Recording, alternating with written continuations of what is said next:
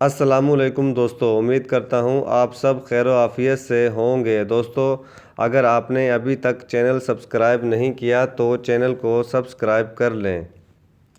وہ ایک عجیب سی رات تھی، مجھے سمجھ نہیں آ رہا تھا میں کیا کروں کیا نہ کروں۔ شادی کی پہلی رات تھی اور دلہن بنی بیٹھی میری بیوی نے کہا کہ خبردار مجھے ہاتھ مت لگانا، میں کسی اور سے محبت کرتی ہوں، یہ زبردستی کی شادی ہوئی ہے، اور یاد رکھنا کہ تم کچھ بھی کر لو میری محبت نہ حاصل کر پاؤ گے، نہ میں تمہیں چاہوں گی۔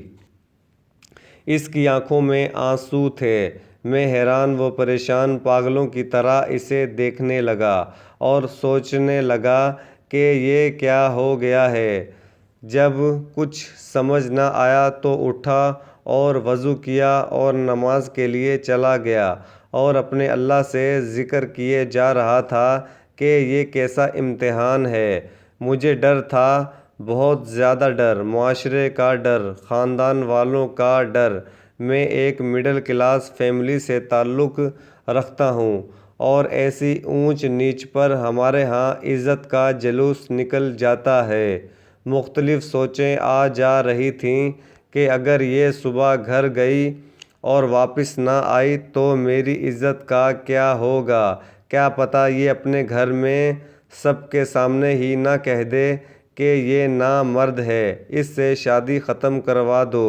ایک بار تو سوچا کہ زبردستی کرتا ہوں، گناہ نہیں، میرے نکاح میں ہے، مگر میرا دل نہیں مانا۔ میں نے اس سے بات کرنا چاہی مگر مجھے گوارا نہ ہوا کہ میں اس عورت کی منت کروں جس نے مجھے یوں ٹھکرا دیا۔ اللہ تعالیٰ سے شکوے شکایت کرتا کرتا سو گیا۔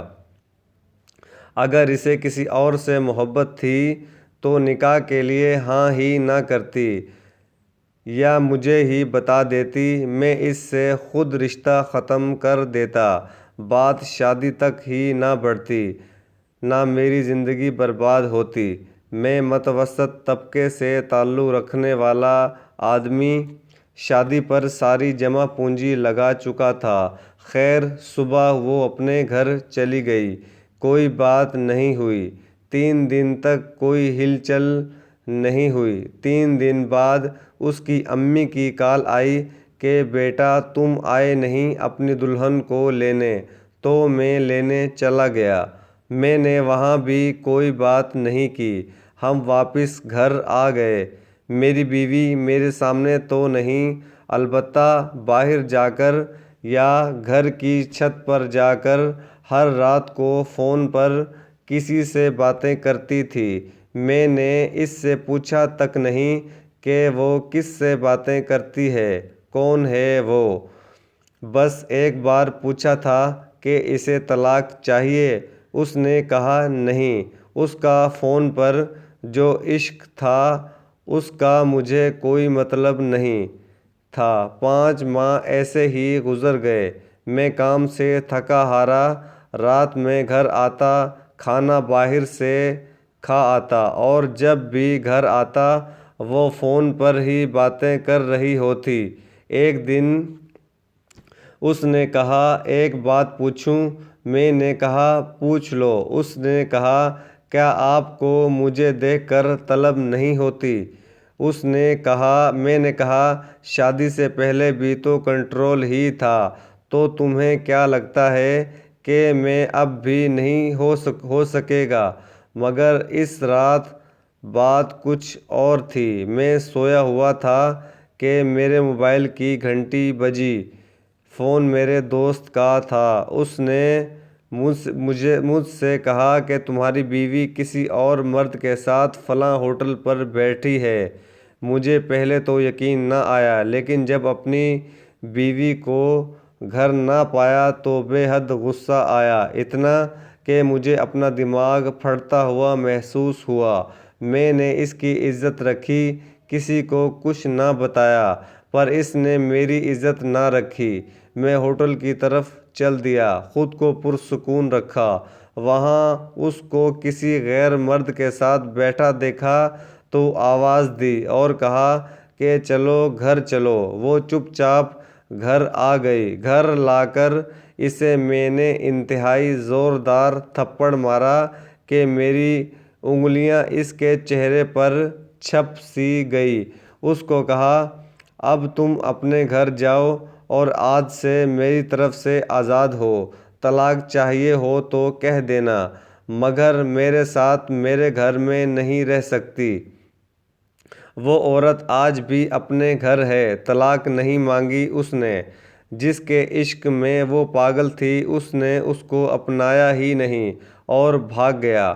ایک دن روتے ہوئے اس کی کال آئی کہ مجھے اپنے نام سے محروم نہ کرنا، بس بھلے ہی مجھے اپنے پاس جگہ نہ دو لیکن طلاق مت دینا، بآخری خواہش پوری کر دو۔ میں نے اس کی خواہش کا احترام کیا، طلاق نہیں دی۔ اس کے بعد مجھے 3 سے 4 سال لگے خود کو نارمل انسان بنانے میں، عورت پر یقین کرنے میں کہ ہر عورت ایک جیسی نہیں ہوتی۔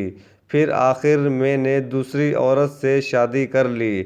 اب میرے 3 بچے ہیں۔ میری یہ والی بیوی بہت ہی نیک نکلی۔ پتہ نہیں وہ 2-3 سال جو میں نے حوصلے سے گزارے، اس کی وجہ سے اللہ نے انعام کی صورت میں مجھے دیے کہ میں اب تھوڑی سی بھی ہمدردی کو بہت بڑی بات سمجھنے لگا تھا۔ میں ذرا سا بھی پریشان ہو جاؤں تو میری بیوی کی نیندیں اڑ جاتی ہیں۔ اس کو مجھ سے عشق ہے اور بے انتہا عشق ہے، حلال محبت۔ ایک وہ پہلی عورت، ایک یہ عورت، میں تو وہی تھا وہی ہوں۔ میری پہلے والی بیوی اب پاگل ہو چکی ہے، میرا نام لکھ لکھ کر چومتی رہتی ہے اور گلیوں میں پھرتی رہتی ہے، اسے اپنے ہوش ہی نہیں رہی۔ اب یہ لوگ اب بھی کہتے ہیں میں ظالم ہوں، اس پر ظلم اتنے کیے کہ وہ پاگل ہو گئی۔ اب میں کیا کہوں لوگوں سے؟ حرام محبت کا مقدر ذلت ہی ہوتی ہے۔ بہنوں بیٹیوں ہوش کرو، حرام محبت کا مقدر ذلت ہے، بس ذلت۔ ویڈیو دیکھنے کا شکریہ۔